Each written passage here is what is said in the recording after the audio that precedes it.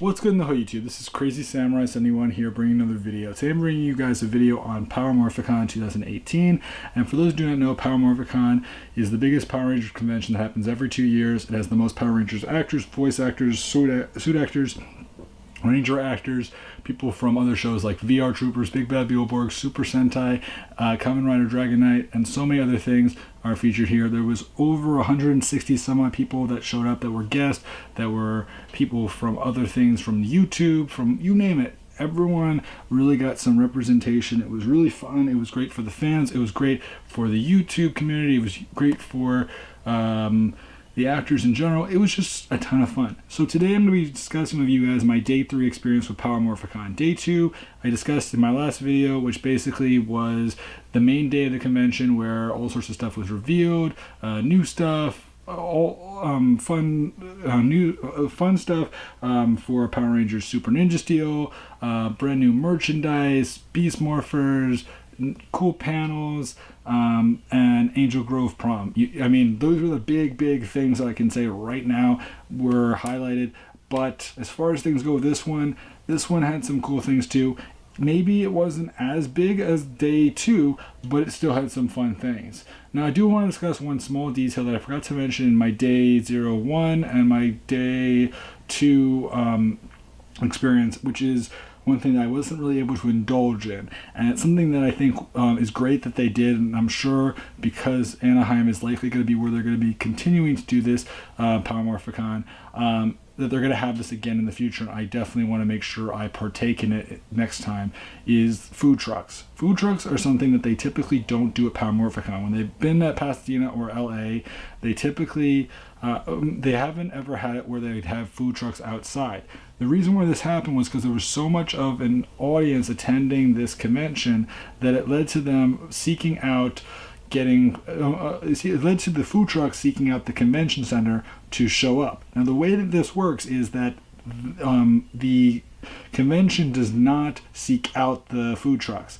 Actually what happens is the food trucks see that there's enough of an audience, and then they'll come and they'll go out of their way to spend money in order to make sure that they can be at the convention and sell their food and make even more money, so that way they're spending money but then they're gaining an additional profit hopefully by doing that. So that's their goal. It's something that was explained to me because I actually heard it from some people, one person being the person that I was actually with during this convention. So it is interesting to note that. I didn't realize that that's how it worked, but I was really happy with that because in past conventions they've never had food trucks, and I think that it's a great thing that I hope to see in the future in general for Power Morphicon is food trucks in attendance at the convention, because it's always nice to have that kind of food opportunity rather than having to go back to a hotel or having to travel to a restaurant to get food. The fact that you can be in the middle of the convention and just go right over and grab food from a food truck that's maybe, maybe 2 minutes away from the entrance to the convention center is pretty awesome. So anyway, going into our day, day 3 basically started in a similar way to the past ones. I got into a line. I was one of the first people in line to enter. Unfortunately, because of the fact that the line situation has been a problem, we only had 15 minutes advantage over everyone else when it came to getting in early. So we were only there 15 minutes before everyone else. During that time, I managed to get into line to pick up some of the items that I was missing, like some of the shirts that I was missing and the big 36-inch by 24-inch Dragon Zord and Green Ranger poster. So I was missing those two things. So I managed to get both of them. I managed to get like a couple of shirts that I was missing because I knew that I was missing shirts. And then after all that was done, I ended up also seeing that people were getting their Lord Draken Thrones. Unfortunately, I did not spend the money to get it. I was considering getting one, but after the fact, it's like I'll look for it on the aftermarket if I want to get it at all. But as of now, like, it's not priority. It's like if I want it, I'll get it. But otherwise, it's not like super critical. Now, as far as things go, otherwise, after that, I decided to head out. I was there with the person that I was with, and I decided to go around with them a little bit. And then what ended up happening was that I went to the Boom Studios booth again, and I decided to buy the volume archive thing, like the first volume archive, which features like the Mighty Morphin Power Rangers comics, so Mighty Morphin to the end of the Alien Ranger stuff. So that was really good. I was glad I got all that. As far as things go, otherwise, what else was there? For day 3. I went to, I'm trying to think of what panels I went to on day 3.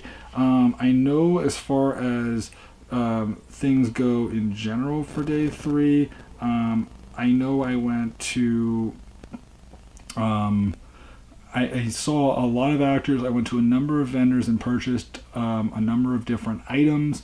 I got to meet up with CV, hi CV from Instagram, and I know he does stuff on Twitter. I forget if he does stuff on Facebook, but I gave him a lot of thanks for all the work he does with his art, because he was one of the vendors there, and he was really honored to hear all that, and he was so pleased with it, because I was like, you know, he's a really cool guy. I mean, I like his art a lot, and he was really touched by that. So it's always nice. Again, I always say this to everyone. It's always nice to thank those vendors, especially the ones that you recognize from other places, because you know what? They really appreciate it, because a lot of times the vendors especially are not really getting that same kind of love that, say, a Ranger actor or a Sentai actor is going to get, because they're not really the main focus. They're an additional thing that maybe adds to the experience, but they're not priority one. They're like someone that's thought of after several other people, several other people. And that's why, like I mentioned the other, with the day 2 experience, why I gave a lot of praise to Mr. S, was because, you know, even though he may not be a Ranger actor or someone from the franchise, the fact that he's still showing up, the fact that he's coming all the way from Japan to do this kind of stuff, that's pretty awesome. I mean, in general, it doesn't matter if you're super far away, if you're really close nearby, I will give you praise, just because if you're an awesome person, why not give him praise? So otherwise, I went to a number of actors. I'm trying to remember who I saw on day 3. I know I ended up meeting Monica May, the Power Rangers SPD Yellow Ranger, on day 3. I ended up discussing things with her. I asked her what she's been up to. I know that she's been doing some stuff that's been a little bit more risque. If you don't know what that means, basically it's stuff that's a little bit more lewd and sexual with her work. If you look at her stuff on Instagram, you can actually find exactly what I'm talking about. I'm not going to necessarily mention it here, but if you look into stuff that she's been doing, you'll understand exactly what I mean. Because Monica May especially is very active in a certain community, which isn't necessarily for everyone, but it is something that she does, and again, she does a lot of stuff with her Patreon for that, so keep that in mind. Again, I'm not going to straight up say it here. If you want to know more, look into it, or if you really want to ask me, I guess you can try. I just rather not go into it right here, just for those that don't want to hear it. So that's fine, but I did get to ask her a couple questions and hear from her. I got to end up speaking to a number of other actors. I'm trying to remember who. I did get to meet the actor that played, that got to be the suit actor for Pudgy Pig and the Green Ranger from Mighty Morphin Power Rangers, as well as a couple of other monster suits and stuff like that. So that was cool. I got to interact with, that's the main thing that I went to that day. I was going to go to the line to get an autograph from Cyler. That's right. I got into line for that. That line wasn't that bad. The main thing, though, was that he is a problem in the sense is that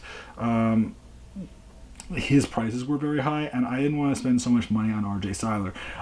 His prices were about $40 for a picture, and $50. I think it was either $40 for a picture and $50 for an autograph, or it was $50 for a picture and $40 for an autograph. I think it was $50 for an autograph and $40 for a picture, which is insane, because you see, and you maybe think to yourself, why does that sound insane? Well, I'm not sure if you know how the prices work for a lot of actors when it comes to getting things signed. A lot of times you can get actors that can go for very low, where that can be like $10 to $20 for one thing, and that's reasonable. But then you can get people that will go for $30. That's like, you're getting a little high. 35, you're pushing it. 40 is like, okay, you're definitely up there in price, and anything higher is like, whoa, like you must be someone that's a very big ticket actor. Now again, I was considering going to get Jason David Frank. The big difference is that Jason David Frank is such a big actor. He's so popular. He has so many roles that he's known for that, like, I understand, and I would be willing to do it for him because of how big he is. Movie Blue, don't get me wrong, RJ Cyler is cool and all that, but I wasn't willing to commit so much money to him out of all actors. Like, he is someone that I was very much so wanting to meet, and I really did want to meet him. I just wasn't sure if I was willing to spend so much money, and when I was thinking about it and I was getting really close to being towards the front of the line, I realized, you know what, I'm going to bail on this, and it was probably for the better just for this situation. Does that mean that I can in the future have a chance to meet him? Of course not. There's always an opportunity. It's just, in general, it's not going to be my priority right now. Now, as far as other things go, for that day, I did end up meeting a number of other actors. I met Dan Southworth. I met him before. I met him at a panel once, but this time I got to get like 2 things signed by him, like the Power Rangers Time Force DVD, which he ended up doing his own special artwork on, and then he signed it, and then we got to take a photo op together, which was really good. It was not that expensive. I mean, he is a great example of an actor where you can get things very affordably for him. Like, I got 2 signatures and an autograph, and it only cost me like $30 total. That's not bad. The fact that I could do 1 autograph and a photo for $20, and the fact that, like, if you add an additional $10 on for 2 things, I was like, yeah, I'm gonna do all 3. Why not? So that's what I did. And then I met a number of other really awesome actors from a number of other really great seasons. I spoke to Mike Jin from Power Rangers RPM. I spoke to Lee Ming-Hu from Power Rangers RPM as well. So they played Gem and Gemma. I got things signed by them. I know I met, I forget if it was day 1 or if it was day 2 or day 3. I know I met Davey Santos, who played Ivan from Power Rangers Dino Charge, and also I met Brennan Magia from Power Rangers Dino Charge, and both of which were awesome actors. Brennan was really interesting because there's a lot of things from him that I learned from this panel that I never would have expected back when his season was still running, because of his involvement in the franchise and panels and everything. He was just so everywhere, but he was done really well. And that's my phone. So in general, I have to say this much right now. I thought it was a really great thing. I got to meet some awesome people. Then, as far as other things go, I bought a few things. I did manage to get the black and gold Funko Pop, which was great. I got a couple of comics. I met a few people. Some people recognized me, so I got to go up to some of them and talk to them. I got to speak to some people from the YouTube community. I really interacted with so many different actors and people from the franchise, Ranger fans, everyone. Just had discussions about actors and people in general. Had just nice conversations all around. Just hung out with everyone, and it was a great time. And believe me, there's a lot of things that I know now that I would do differently next time. Also, with the fact that the location changed and certain events happened, there's a lot of things that always have to be taken into consideration. Just because you know certain things from one convention doesn't mean that you'll know exactly what to expect the next time you go, especially for a convention like this, where in the past it was at one place and now it's at another place. There's a lot of factors to consider. There's a lot of events that got changed, so that's always an important thing to consider, because when things change up, the expectation level changes as well. Certain things in general just go from being like, oh, I thought this was how it worked, to like, oh, now there's this element to consider. So otherwise, that's about it for me, guys. I know this was three parts, I believe it was, for my Power Morphicon experience. As far as what I did on day 4, like day 5 technically, of my experience, for Power Morphicon, I went to Disneyland, I went to Disney California Adventure. I did actually end up seeing Brennan Magia, the actor that played Tyler, the red Dino Charge Ranger, and I got to interact with him. And otherwise, everything else was really good. I had a great time at this convention. I got back around 7 a.m. on Tuesday, and today is Wednesday when I'm making this video. So keep in mind, I'm very exhausted. I'm very tired. My legs have given out a lot, and my arms and my neck and back are very sore from waiting in lines, being in a lot of different things that definitely put a lot of pressure on my body overall. And when I got home, I was in agony. Like, I was literally in serious thriving pain, terrible pain, just awful pain. So otherwise, I'd love to know your guys' opinions about this. What things are you guys thinking of for Power Morphicon in the future? What things do you hope to see from the show? Do you like are you interested in going to Power Morphicon if you haven't been? And are you planning on going to the next Power Morphicon? Please leave your comments below. I have several other videos I have planned, but this is just my experience videos right now. I am going to go into more things. As I said before, I have videos planned for 25th anniversary trailer, Beast Morphers trailer, Beast Morphers cast, Lightning collection, additional merchandise, Shadow Grid live. I might go into more details for the Angel Grove prom, might go into more details for the VIP meet and greet. Maybe I'll do a video, maybe I'll do some live streams that I posted on Twitter and Facebook that maybe I'll post elsewhere. Again, I don't know everything for a fact yet. I have a lot of things to discuss, and there's certain things that I'm not even thinking about right now that I know I want to make videos on.